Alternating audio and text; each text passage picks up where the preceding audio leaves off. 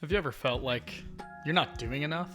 Like everyone else is out there changing the world or living a life that you wish you could have, and you're just showing up to your job. I've certainly been there. Recently, I discovered a YouTuber by the name of Knightfall, who's made some popular videos where he applies Link's habits and discipline to real life. Really powerful videos, truly. But watching his videos got me thinking, we can't all be Link. I couldn't help but remember a seemingly insignificant character in Tears of the Kingdom that I would rather be like. You may remember him. He's the guy who works for Hudson Construction. His name is Addison. His entire job is putting up advertisement signs for his boss. That's it. He travels all across Hyrule putting up ads. And he considers this work heroic. Not ironic. He genuinely believes in what he's doing. And watching him made me realize something. The world doesn't need 8 billion Links. The world needs more Addisons. The really interesting thing to me is that Addison's work might actually be more meaningful than Link's. I'll explain why in a minute. Stick around.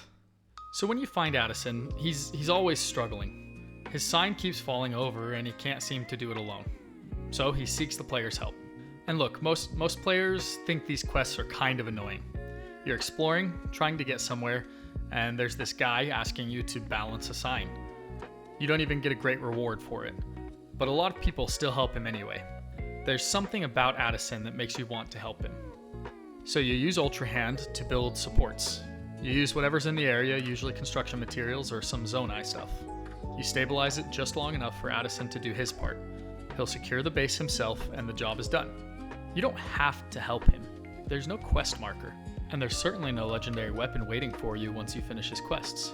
But if you do, you'll see him later. He's at a ton of other locations. He'll still be working because he is devoted. There's 81 signs across Hyrule that Addison is setting up and looks for Link's help on. Now, back to what I was talking about earlier, where I said that maybe Addison's work is more meaningful than Link's. I didn't really notice it till I thought about it. As Link, one of the most frustrating things for me is that just about anything you do around the world seems to regenerate before too long, particularly clearing out monsters. As the blood moon rises, they come back. Doesn't matter if you destroyed their whole camp, took all their weapons, whatever. They come back. They all respawn. Everything you cleared goes back to how it was. The same even actually goes in Breath of the Wild when you beat Ganon. You go all the way to the end of the game, you beat the final boss, and then if you want to continue that file, you actually have to start at the save right before you beat the boss. There's something about that to me just doesn't sit right. It feels like you're not actually making an impact in the world. You can roll credits and never go beyond it. But for Addison's 81 locations, the Blood Moon does nothing to it. They stick around. The construction material, the signs, all of it. I think that's so powerful. When you compare Link's contributions to Addison's, Addison's stuff actually sticks around in the world. His construction sites are permanent. There's real lasting change that he brings to the world. Though it's not super important, it's lasting. So in some ways, his impact is more real than Link's. Addison may not have saved Hyrule. He put up signs, but his work lasted. You can see it, you can return to it. It's real. And after you help him with all the signs, you can still find Addison, but he's not at his construction sites. What you discover when you find him again is one of my favorite moments in the game. I'll come back to this later. But the work gave him something. It gave him identity. It gave him peace. And there's actually research that explains why this works. Why building small things creates more satisfaction than chasing big wins. Stay with me. This is what hit me about Addison. He's not building critical infrastructure, and as much as Zelda probably wishes that he were her knight in shining armor, he's not out there fighting to save her.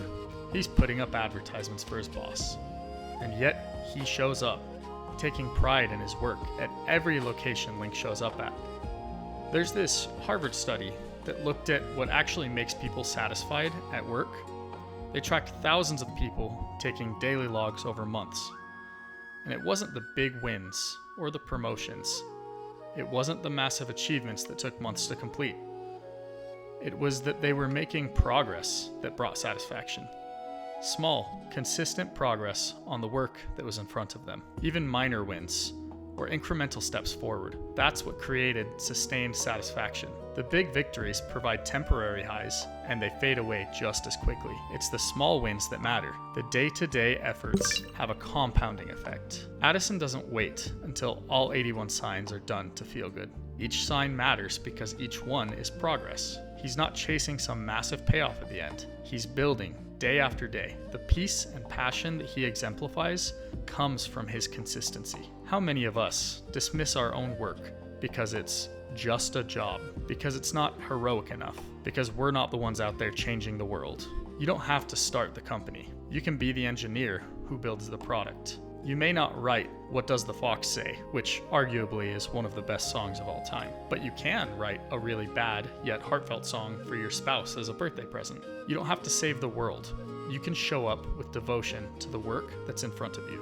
So whether you're a project manager working on something that you didn't create, a parent trying to support your kid in some creative pursuit, or a support team helping the visionaries get their work done, these roles matter, and satisfaction can be found with them. Addison's job isn't flashy, and he's not the CEO. He does it in brutal conditions at times, all across Hyrule. He was always there and grateful for the help that Link provides. The work gave him purpose. It gave him peace. That's not settling. That's choosing to build something and finding meaning in it. But we have a societal problem, and this is where a lot of us get stuck. We know we should find meaning in our work, but there's this voice telling us we're not doing enough. Let me explain what's actually happening. A lot of gaming content, like Knightfall's videos that I mentioned earlier, will tell you to be like Link. Adopt his discipline, his work ethic, his heroism. Heck, I may even make some videos like that at some point. And I want to be clear, there's real value in that. I've learned from that content. I'm not trying to create some rivalry here or throw shade his way. But here's the thing I've noticed. When you think you have to be the hero of everything, it leads to more anxiety and burnout. When you believe you need to be the main character of every story, you'll be less satisfied overall, because nobody can sustain that. You can't be the protagonist of everything. And this is especially hard in the world we live in now. Social media shows you everyone's highlight reel, their best and their biggest wins. You see someone starting a company, someone else writing a book, someone going viral seemingly overnight, someone doing something that looks heroic. Then there you are, going to work every day, doing something that feels meaningless, for pay that doesn't feel like enough. Or maybe you're making videos for a YouTube channel, but not seeing the same progress as everyone else around you. So what if you're burnt out from trying to be the hero of everything? What if that pressure to constantly be more is actually keeping you stuck? Look at Addison. He's not confident. He's not the hero. He's just a guy trying to do his work. But he doesn't quit. He doesn't compare himself to Link, the literal chosen one, standing right next to him. He prepares construction sites, sets up the signage, secures the base with a bit of help, shows extreme gratitude, then he's on to the next with a smile on his face. He's trying to do his job well, and he's glad to be alive, building something that lasts. That's enough for Addison. That's the whole point. So yeah, be like Link if that's your path. If you're built for that, go for it. But if you're tired and you're burnt out, if you feel like you're just putting up signs while everyone around you is slaying dragons, remember Addison. He traveled across Hyrule putting up advertisements for his boss 81 different times. He wasn't the god-slaying champion of Hyrule. He was building things for himself, for others, who knows, but he was dedicated to it. I mentioned earlier that you find him after helping him with his last sign when his work is finally done. You can find him in the stables hitting that same pose you always found him in because it brings him comfort. It's iconic. The work mattered to him, and it gave him identity despite the small scale of his impact. The work you're doing matters. Even if it's not heroic, even if nobody's making YouTube videos telling people to be like you. The world needs you to be you, not someone else's hero. Thanks for watching, guys. I hope this video was helpful for you or provided some insight. If it did, I would love it if you would like the video, comment, and especially subscribe. I'm a new creator, and this has been something that's been really fun for me, and I'm passionate about it. I hope you'll stick around. Have a wonderful day. Thanks.